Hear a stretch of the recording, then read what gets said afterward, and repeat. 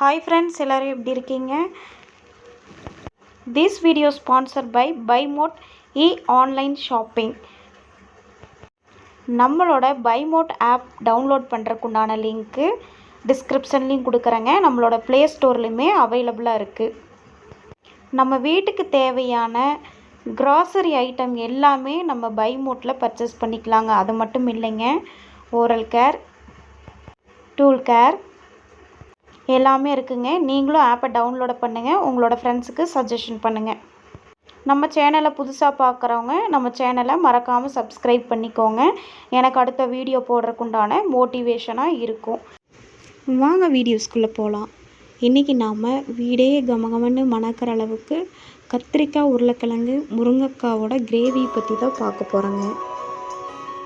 அதுக்கு தேவையான பொருள் பார்த்தோம்னா 3 தக்காளி, 2 பெரிய வெங்காயம், 10 பல் பூண்டு, இஞ்சி 1 துண்டுங்க.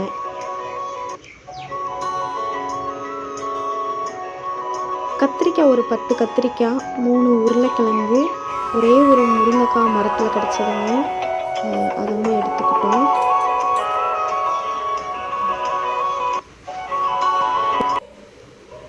ஒரு பவுலில் தண்ணி எடுத்து வச்சுட்டு கத்திரிக்காய் நல்லா அலசிட்டு கட் பண்ணி போட்டாச்சுங்க.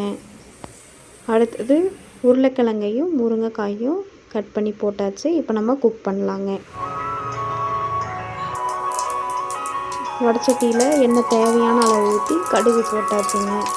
கடுகு பொரிஞ்சதுமே வெங்காயம், கருவேப்பிலை தழை 2யும் போட்டு நல்லா வணக்கி வைக்கணும்.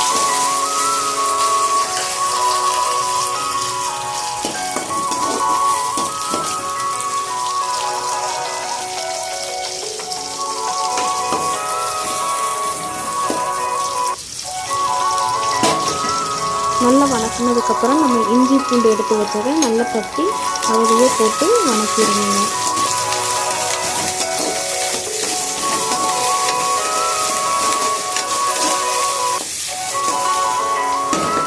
அதுக்கப்புறம் தக்காளி 3 எடுத்து வச்சுருங்க, நல்லா கட் பண்ணி அதையும் போட்டு நல்லா வணக்கிக்கலாங்க. தக்காளி சீக்கிரம் வேகணுங்கிறதுக்காக கல்லுப்பு கொஞ்சம் போட்டு வணக்கிட்டு மூடி வச்சோம்னா சீக்கிரமாக வெந்துடுங்க.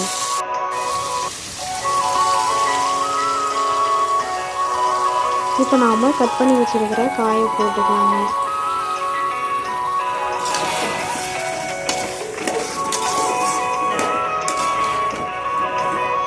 நல்லா டேஸ்டியாக ஏதாவது டேஸ்டியாக ஸ்பைஸியாக சமைச்சு சாப்பிட்ணுன்னு நினைக்கிற நேரத்தில் இந்த கத்திரிக்காய், உருளைக்கிழங்கு போட்டு சமைச்சு பாருங்கள், ரொம்பவுமே நல்லா இருக்குங்க.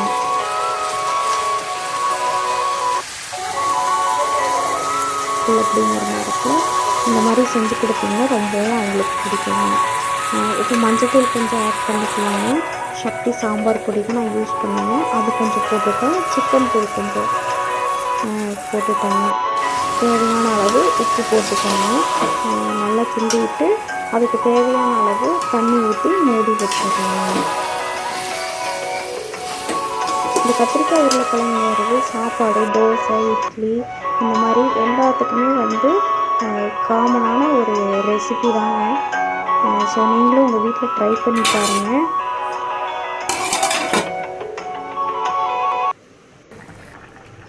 காயெல்லாமே வெந்துருச்சுங்க ஓரளவுக்கு.